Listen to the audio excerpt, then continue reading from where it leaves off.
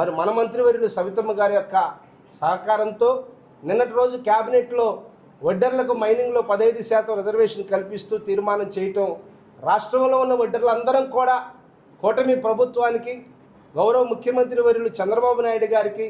యువగలం అధినేత నారా లోకేష్ గారికి, ఉప ముఖ్యమంత్రి వర్యులు పవన్ కళ్యాణ్ గారికి, అలాగే మనందరి కొరకు, మన సంక్షేమం కొరకు నిత్యము ఆలోచిస్తూ తన వంతు సహాయ సహకారాలు అందిస్తున్న నరేంద్ర మోడీ గారికి, కూటమి ప్రభుత్వానికి రాష్ట్ర వడ్డెర సామాజిక వర్గం తరపున హృదయపూర్వకంగా కృతజ్ఞతలు తెలియజేస్తూ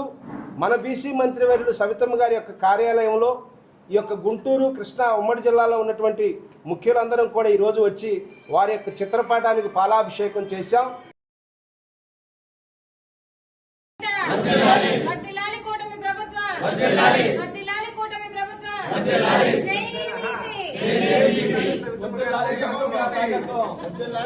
నాయకత్వం